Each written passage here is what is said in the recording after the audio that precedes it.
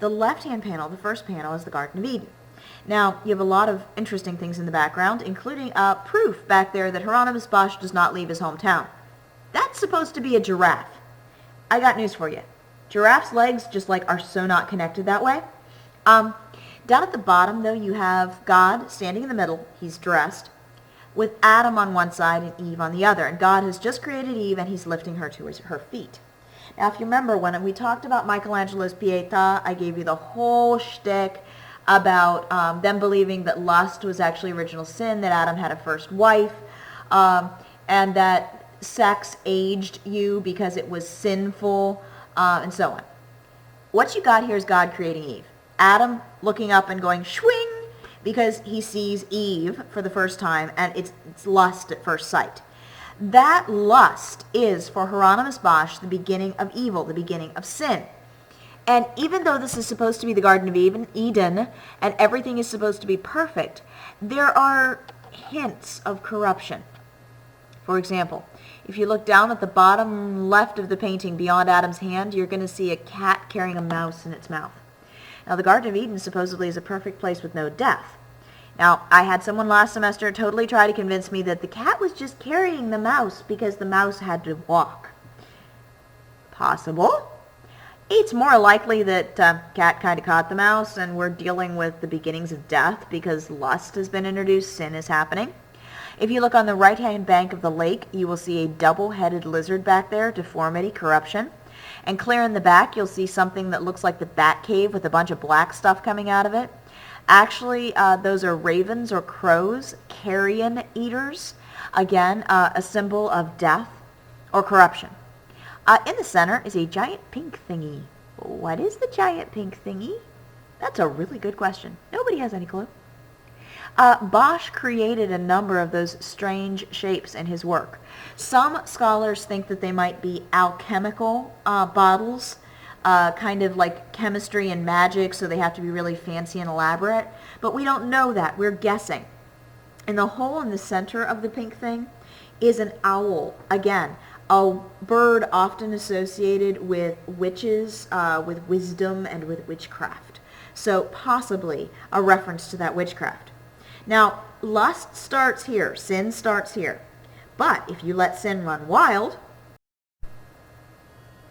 you end up here.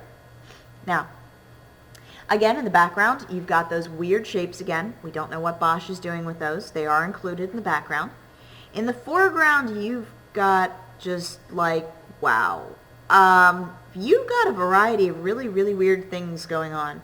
You're going to see a lot of images of birds, a lot of images of fish, and a lot of round images, all of which are associated with the feminine, with women, and with fertility. Bosch utilizes those, again, to show sexuality, to show lust, and to show that that is a sin which corrupts people.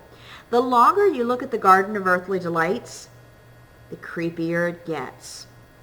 The details here are crazy. And again, you have to wonder what on earth kind of imagination did Bosch have in order to create some of these things.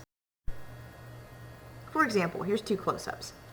Up there on your upper left, you have fruit sodomizing people. You also have people eating fruit in very suggestive ways. On the bottom right, yeah, he is sticking flowers into that guy's butt. Just go with it. Don't ask too many questions. All of these things are perversions resulting from lust. And Bosch's point, partially, is to accuse the viewer.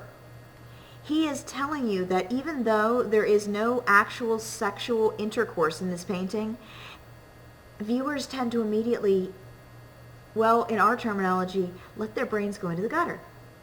And Bosch is saying you're already corrupted by lust.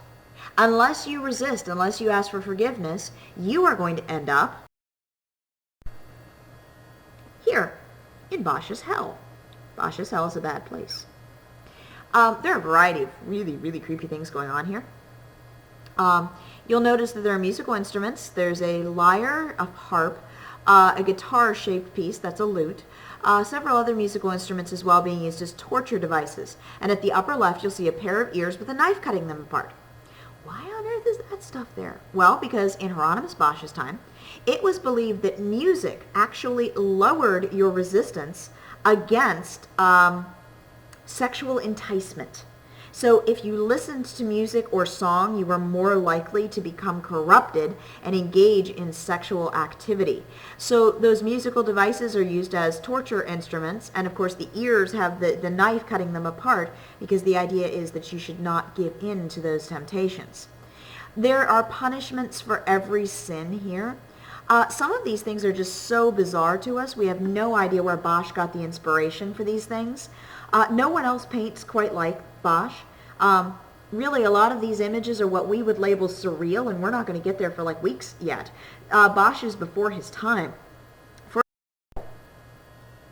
On your left there, that's actually a sinner being punished by having his body hollowed out and having people eating him at a table inside his body. No, that's not okay. At the bottom right, you will see that, well, we've traded flowers up the butt for a flute up the butt. There's also a strange bird-headed creature devouring people and then releasing them into this pit where people are also vomiting and defecating into the pit below. Horrible punishments, all for giving into lust. Now, again, narrative art. Little individual images or vignettes that tell stories or make moral lessons, all combined together into a big canvas. Bosch is the king of this, but he's not the only artist who does this. There are a number of artists from the Netherlands area who do this narrative style of art, breaking them into pieces or vignettes to tell stories. Peter Bruegel the Elder is one of them. This is called The Triumph of Death. And again, you can see that there are many little vignettes or instances that are going on here, making moral judgments, telling a lesson. And ultimately, the idea here is that death will triumph on earth. The end will come, death will win, and only through religious faith will anybody find salvation. Power won't do it. You've got a dead king on your lower left. Wealth won't do it. You've got a wealthy nobleman down on your right-hand side. Nothing will protect you. There are monks in here. Only true faith will protect you from this. But again, it's narrative art, vignettes, different little moral lessons and scenes throughout the picture. Now, are people really hanging this stuff in their houses? Some of them are, but really the majority of artwork in the early 1500s for the Protestants is either reproducible artwork, it's either something that is printed in a woodcut and etching or engraving, or it is something a lot more homely, something that celebrates the idea that God helps those who help themselves. The idea that the simple life is the better life. Your focus should be on serving God, not on money, wealth, and power. Like this. This is a Bruegel work again. This is the Peasant Wedding Feast. It is a picture of exactly what the title says it is. It is a wedding feast of a peasant couple. You have lots of people with really red noses and rosy cheeks. It is a celebration of the simple life. A good day for peasants. It doesn't picture saints. It doesn't picture kings. It doesn't picture anything highly religious. There's no Mary sitting in a field here.